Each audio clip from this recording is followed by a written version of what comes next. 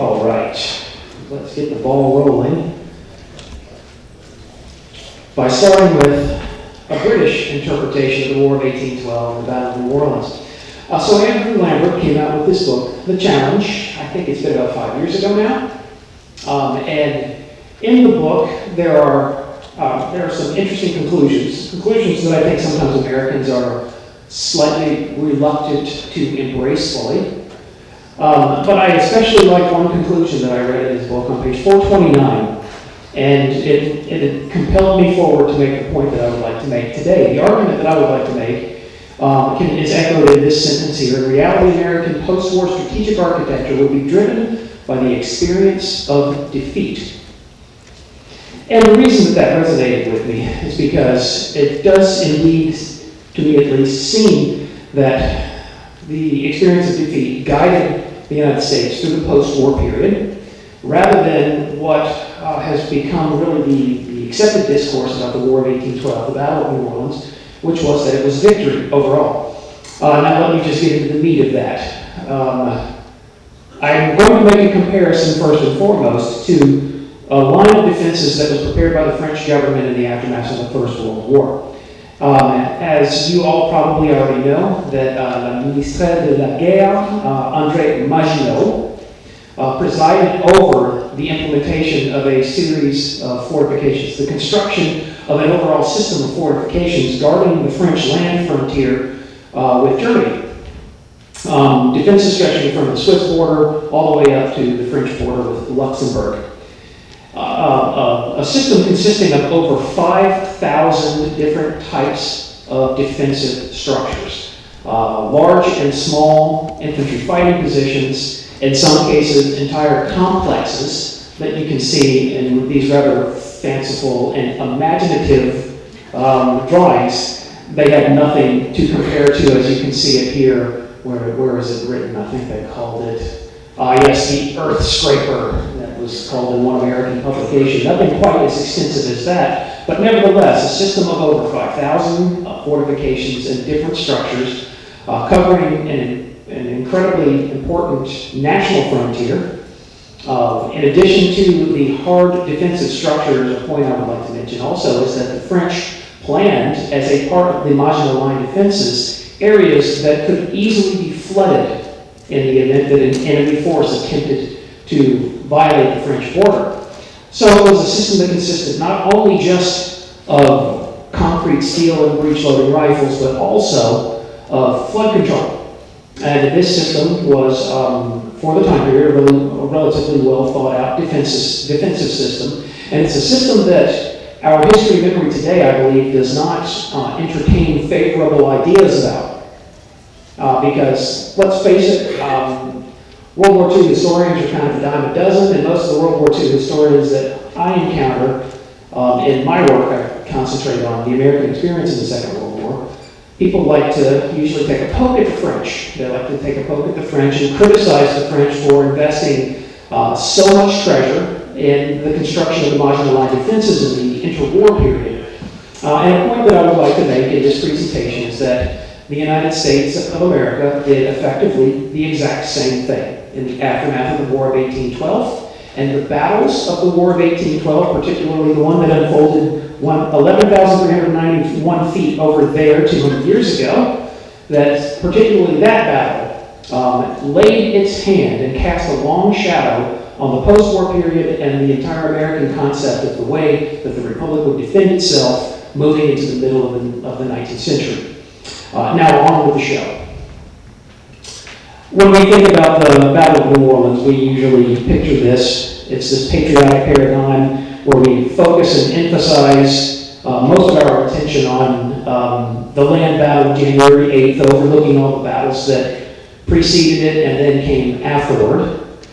But what I would like to do is, rather than pick up with that subject, which has been covered so very well by so many of the other fantastic presenters that have been a part of the symposium, what I would prefer to focus in on is this. Let's just start at Ghent, because it's really here that what I'm talking about begins, this post-war period that's so important for the history of the United States of America, that is so often overlooked in favor of General Jackson gallantly standing on the breastwork on the Rodriguez Canal.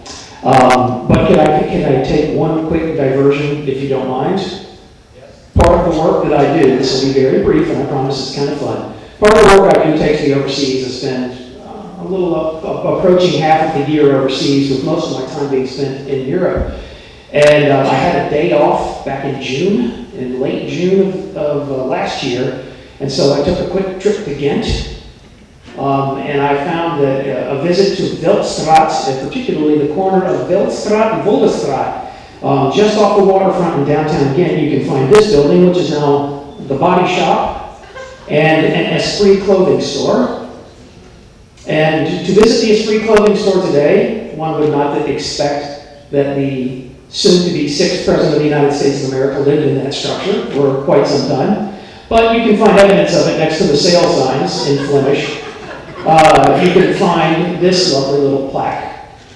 And it's quite interesting to me that that plaque is still there even as time marches on. This plaque was placed there in 1964. And yet, with modern globalism and these retailers taking over the structure, they still have that there. And of course, what visit to a spot like this would be complete without a selfie? So you have to do that, right? Sorry about that. Okay, now back to the War of 1812.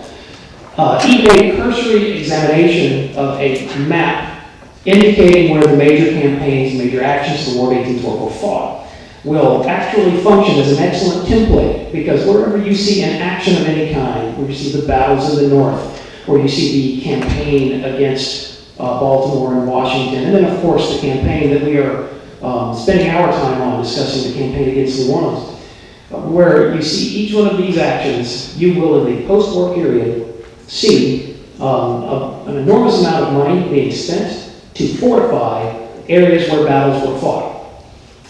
Outside of that, where you see the little ships on the map, indicating the presence of a Royal Navy blockade. In the aftermath of the war, even in localities where a battle was not fought, an example that jumps to mind quickly is the city of Charleston, because to my knowledge, nothing of any note occurs in the city of Charleston during the War of 1812. That's correct, isn't it?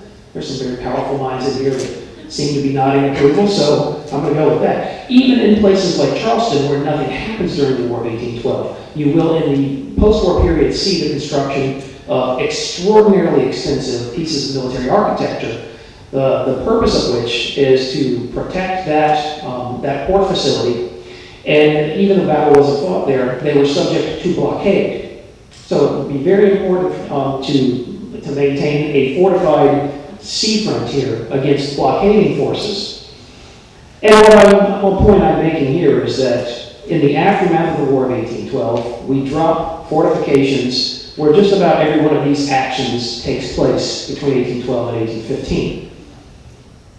And we also make a very gallant move in the aftermath of the war by hiring this gentleman, General Simon Bernard, who, a graduate of École Polytechnique in Paris, of 1799, graduated second in his class, became an engineer for General soon-to-be King Bonaparte. And Bernard functioned and fought with the Napoleonic armies as the chief engineer for most of the campaigns in Europe up to 1815. However, in the aftermath of 1815, later in the year, of course, he is exiled from France. And so he is homeless and out of work looking for a job. He entertains two offers, one from Tsarist Russia, the other from the United States Army. And so this French engineer, former engineer for Napoleon Bonaparte, comes to the United States in November of 1816, and his commission is to oversee and plan this construction, the construction of a system of fortifications. Fortifications that I would hazard to guess that probably everyone in this room has visited at least one of them. But we can get to that in just a second. Let's just move on from here. Almost immediately upon arrival, Bernard begins a survey. He surveys the coast of the United States, the Atlantic coast, the Gulf Coast. He also surveys the northern frontier. And while he conducts this survey, He visits places where actions had unfolded during the War of 1812, and he visits other places with the objective overall of designing fortifications that would be appropriate for each locality, and that each one of these designs would then be compiled into one large report, a report which was submitted in 1821 to the U.S. Army. This particular plan I wanted to put up because it's something that you all might find very interesting. If you'll notice up at the top, it is the projected work for cooperation with Fort St. Philip at the mouth of the Mississippi River. So what you're seeing here is Simon Bernard's original plan for what would ultimately become Fort Jackson. And as you can see, a very ambitious plan that would very quickly get scaled down. Because the United States was not exactly a super wealthy nation at the time. And so very often the plans that Simon Bernard and the other members of the Board of Engineers for Fortifications would submit, they would very often get scaled down quickly to make them more affordable. And so the plan for Fort Jackson was accordingly scaled down. It would ultimately, you would ultimately see the deletion of this, what they call the Citadel or fortified barracks. Not to go into too much detail about it, but I wanted to bring up one point by using this particular illustration. And that is when Bernard took over and he began this survey that would ultimately examine the coast of the Atlantic, the Gulf of Mexico, and then after Bernard has left, the Pacific coast. Guess where his first stop was? The first place that he surveyed was the area immediately around the city of New Orleans, Louisiana, for the purposes of improving the defenses here, defenses that were demonstrated to have been somewhat lacking during the campaign of late 1814, early 1815.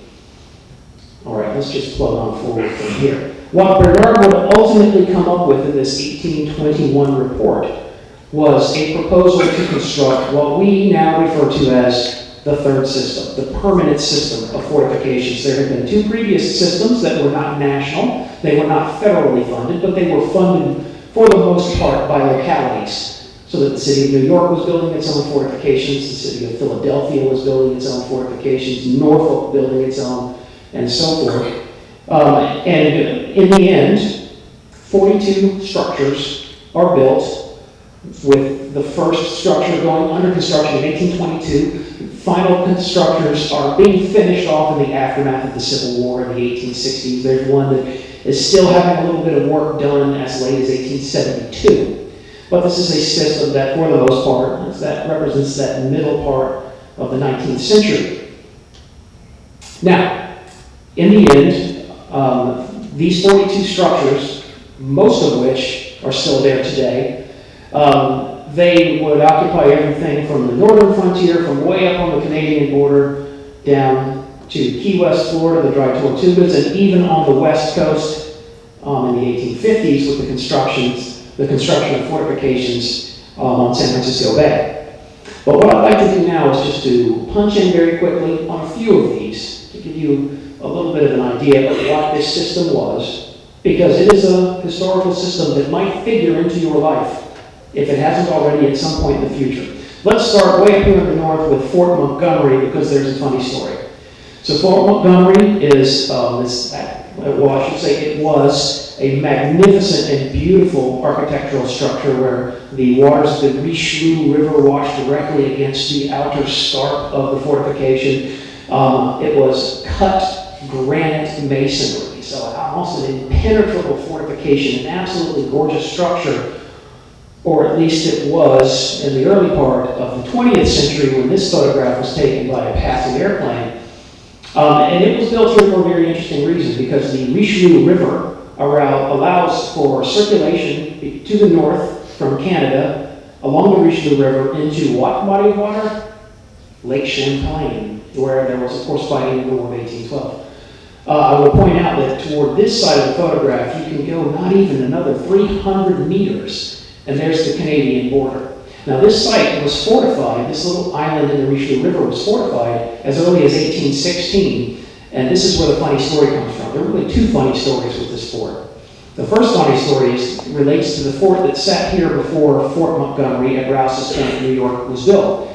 And the first fort that was built there in 1816 along this little island, after it was built, it was realized only I think a year after construction of this temporary fort was completed, they realized that they had built it 1 mile inside Canada.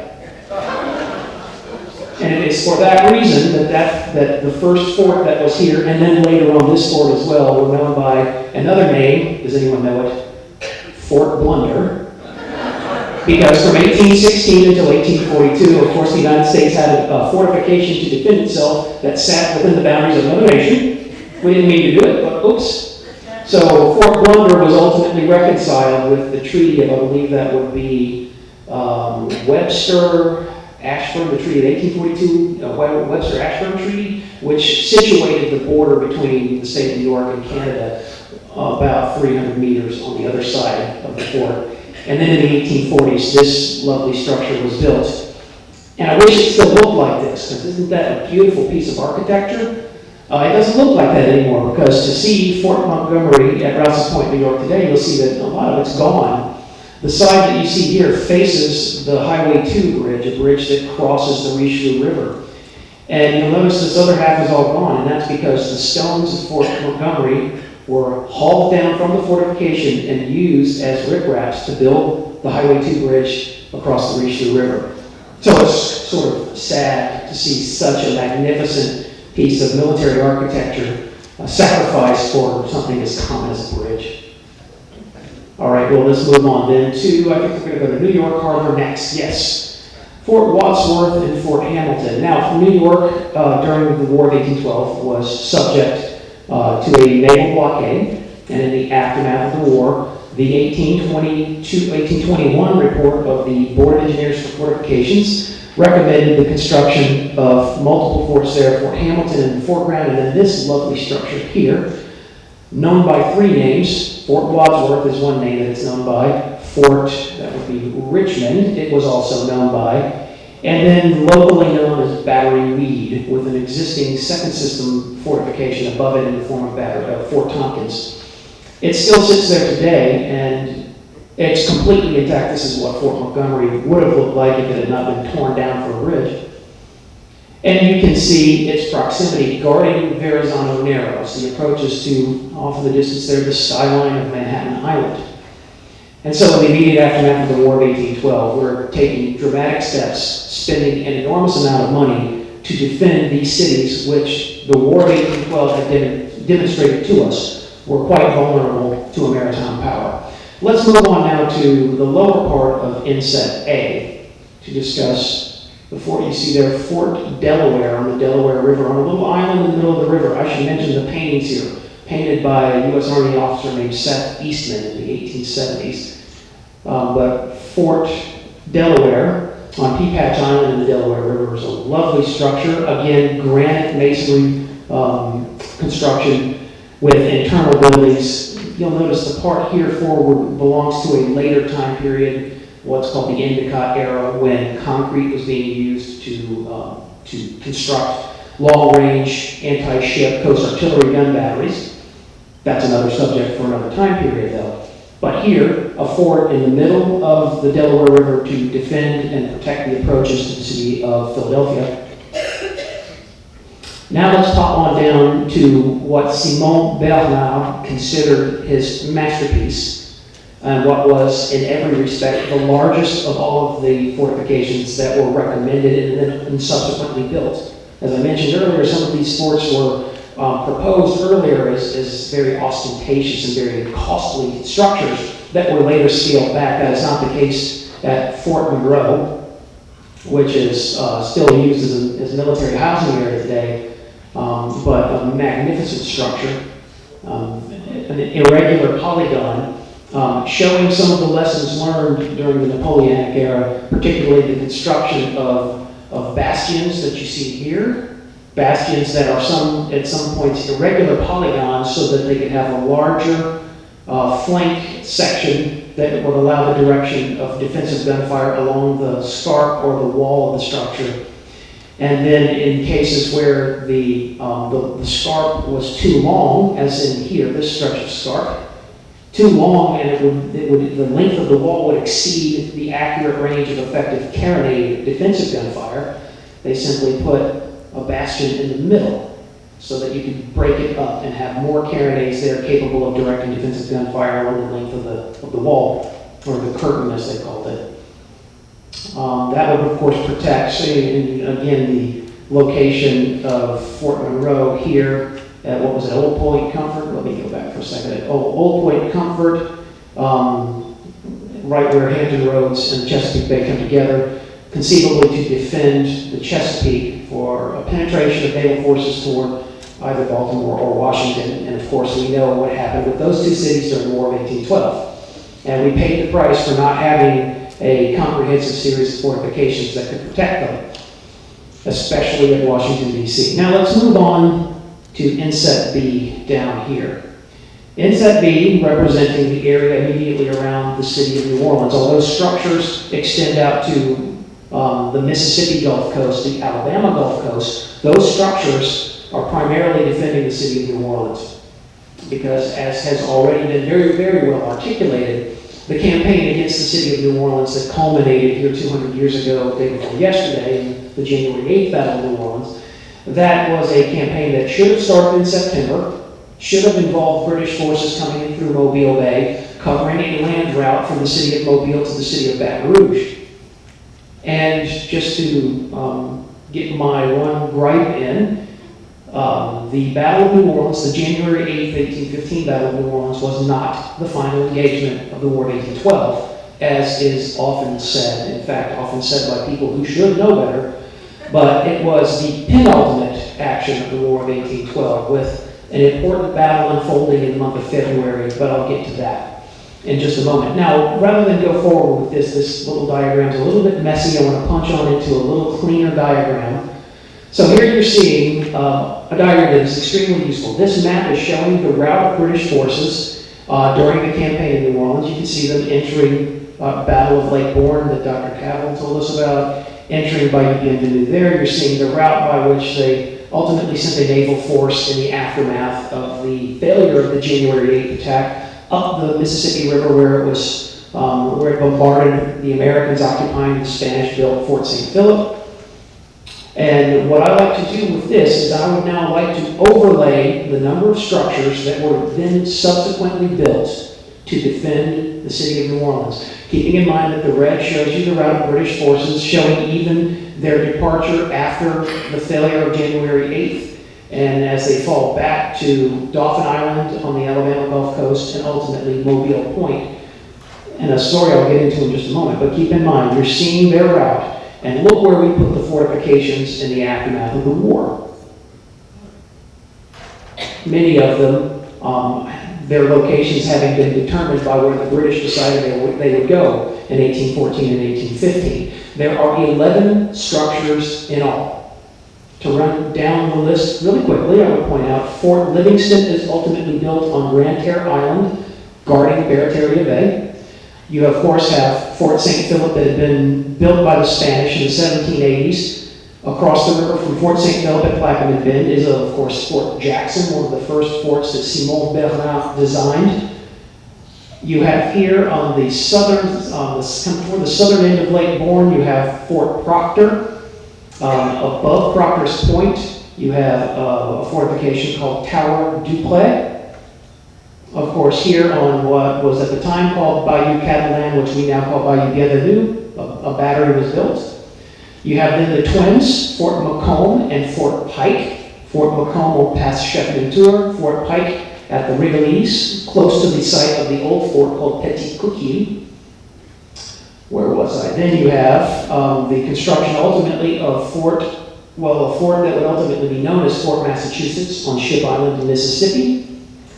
You have ultimately built a fort called Fort Gaines on Dauphin Island, Alabama, and then you have a lovely new fort built at Mobile Point. Now let's just jump over there. All 11 of these fortifications are there to protect New Orleans, first and foremost. The people of Mobile often like to imagine themselves as being more important in world events than they really were. As much as they like to imagine Fort Gaines and Fort Morgan there to protect them, that's not really why they were built there. But let's just jump over there really quickly so I can make one last gripe. So the last battle of the War of 1812 was a battle fought at Mobile Point, Alabama in the month of February. And at Mobile Point was located a fortification. This is what it looks like today. This is a map showing you what the campaign, or what the battle looked like in 1815. 1 month after the force is defeated on the field of battle at Chalmette, after they have withdrawn intact, gone back to the fleet, the force is still in the area, still in the neighborhood, still intact, still well equipped, still extraordinarily dangerous, still posing a threat to the city of New Orleans. They withdraw first to Dauphin Island, where they set up operations ashore, and then they conduct operations against the little fort that was at Mobile Point, a fort called Fort Boyer, which has been mentioned in several of the presentations so far. This watercolor is showing what the facilities of Fort Boyer looked like. It was an earth-land fort. It was built with logs, sandbags. It was at first imagined as having fanciful things like buildings in the parade ground, but ultimately in the end we go forward with a more modest structure, mounting a few guns. It was strong enough to fight off a light attack in September of 1814, but in February of 1815 it was not, because the force that had been defeated on the field of battle at Chalmette falls back to Dauphin Island and then ultimately lands a force at Mobile Point, Alabama. That force is landing there, and this is, I think, quite important, on February 7th. They lay siege to Fort Boyer with about 85 U.S. Army soldiers inside of the command of a U.S. Army major named William Lawrence was his name.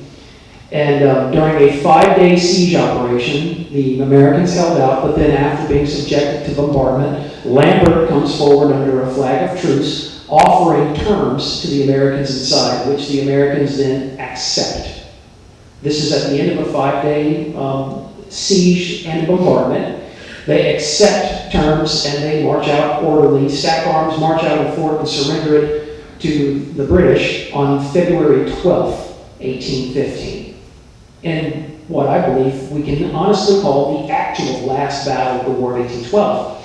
And of course we all know how this story ends, because the Treaty of Ghent, much is made about how it was signed on Christmas Eve, but those signatures weren't fully meaningful because it required the ratification of the United States Congress. And do you know off the top of your head when Congress ratified the treaty? February 17th. So, Fort Boyer falls February 12th, and then word reaches Lambert that the war is over. And he receives word, it's a few days after that, but the treaty is ratified on February 17th, and the war is over. The plan had been not simply just to go back and molest an American fort and then be done with it. The plan overall had been go back, lay siege to Fort Boyer, compel its capitulation, then move up Mobile Bay to the city of Mobile and go back to not a plan B, but go back to plan A. Plan A originally in 1814 had been landings at Mobile Bay, landings in the city of Mobile, using the overland route to approach the city of Baton Rouge. And they were going to carry out those orders aside, except the war it ended. They found out that they ran out of war. And so the war ends right there. Mobile Point, therefore, has demonstrated itself to be as being strategically important. And so in the aftermath of the war, among the first fortifications that Simon Bernard designs is this structure here in a more sophisticated form. And then here in its actual design, a fort that is ultimately built with construction beginning in 1819, a very, very early construction that continues off and on until 1834, producing the structure that's still there today, Fort Morgan, Alabama. Has anybody ever been? A lovely place, a fort that is largely intact. It has later periods of time, like 20th century pieces of military architecture laid in the middle of it, like this here. A concrete battery called Battery Dupertail was laid in the middle of it. It didn't exist. You can see the outline of the original defensive barracks that was burned very badly during the Civil War when the Confederates were under siege inside the fort. That's actually where my historical career began. I worked as a park ranger there for 3 years in the second best job I've ever had in my life. The first, of course, being an instructor here at Ness Community College. All right, well, did you like that, Curtis? Curtis hired me, so I have to say. Well, I didn't believe it, but I liked it.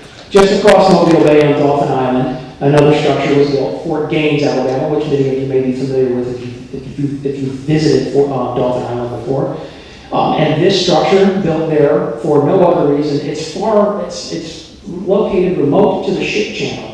The channel was a natural feature, and it was very close to the side of the bay, the east side where Fort Morgan is. And so this side of the bay, it was more remote to that side of the bay. So guns inside of this fort were not able to project firepower out and over the ship channel. But this fort's importance lay more on the fact that it was in a position to deny a future enemy the use of the island.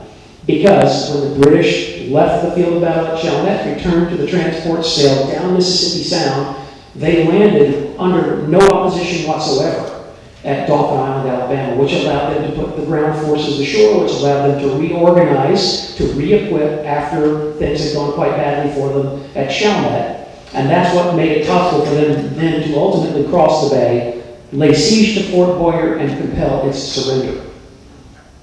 Creeping in a little bit closer now, we have the fort that everyone calls Fort Massachusetts on Ship Island, Mississippi. Has anybody ever been there? Isn't it a great place? Such an excellent little fort. It was under construction before the Civil War. It was begun a little bit late in the system. It was begun in, I believe it was 1846 when they began principal construction on Ship Island. And then the war started. And once the war started, the supply of bricks that was coming from the north was cut off. And this explains, to a large degree, the line of completion and why you have two different colors of brick. Because in the aftermath of the Civil War, it was completed with locally manufactured brick that provide that different color. And it's got this very impressive 15-inch Rodman Columbiad as part of its roof battery. A great place to visit. And it's worth more than just a casual mention that when Cochrane's force sailed into the upper Gulf of Mexico, they anchored within this area. They were a little bit more over toward the Cat Island Sound of the channel, or the Cat Island side of the channel. But the area on the northern side of Ship Island is naturally quite deep, going down to as deep as 45 feet in some places. And so it functioned as an extremely useful and extremely valuable deep water anchorage. And it would prove that value again starting in 1861, but that's another story for another day. Now, let's move a little bit closer in to the big goal. I want to talk to you about this little structure. Not because it provides a happy ending, though. This is Tower Dupleix. Has anybody here been to it? I'm sure someone in the room been there, at least one. A few people have visited, of course, Ron Chapman has. Tower Dupleix was one of these 11 third system brick masonry fortifications built for the defense and protection of the city of New Orleans. It was built at a time when the shore of Lake Bourne actually came up to the fort. It was built on land with construction beginning in the 1820s. The land ultimately receded and slipped out from beneath it. It was designed to house a garrison of 20 men. I believe it was to be armed with a dozen or so 24-pounder smoothbore guns.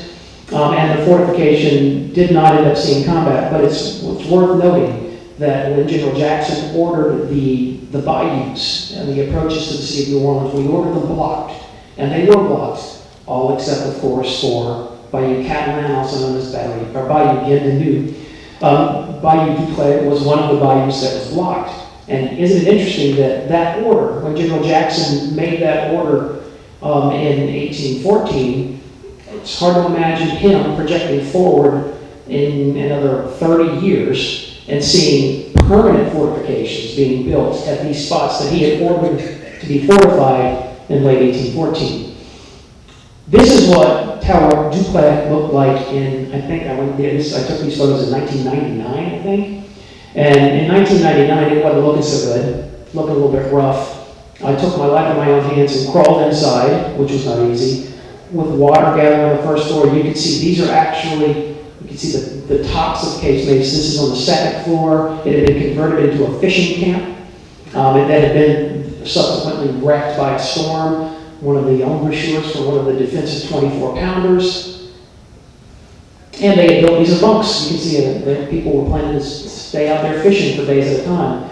It didn't look so good then, and I suppose maybe someone in the room knows how this story ends. It's gone now. It is a completely destroyed pile of brick.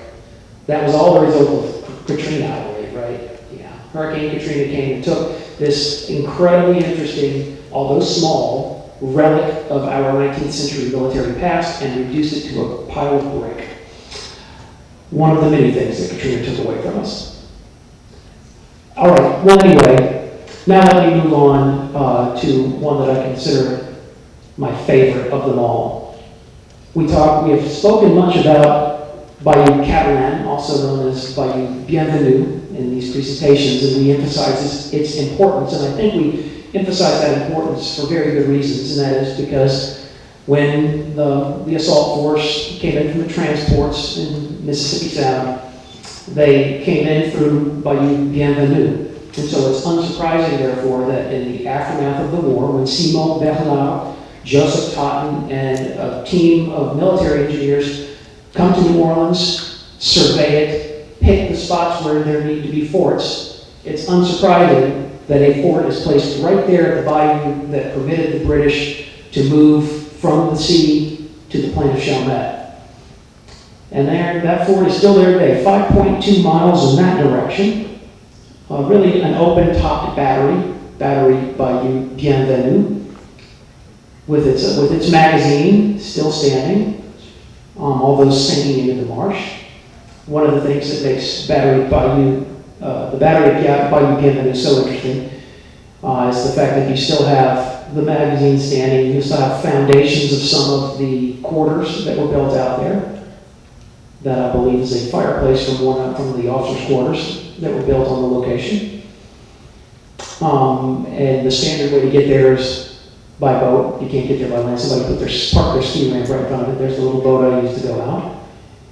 And there it is, a fort that was built in the 1830s, a fort that was armed in the 1840s with guns that are still present on site.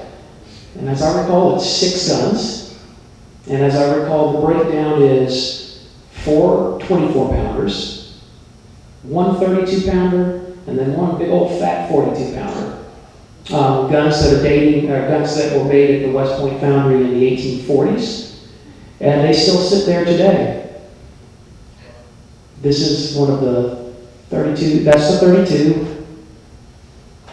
That's, I think, the 42. Looking down the bayou.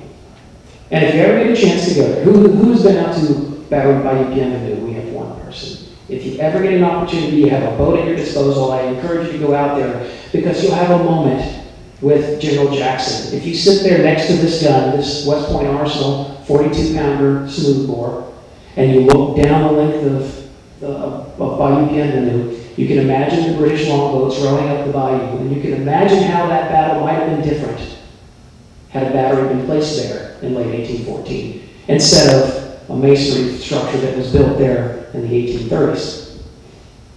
And so my point overall is that this is what happens in the aftermath of the War of 1812. The United States has to recognize and has to admit shortcomings, very serious shortcomings.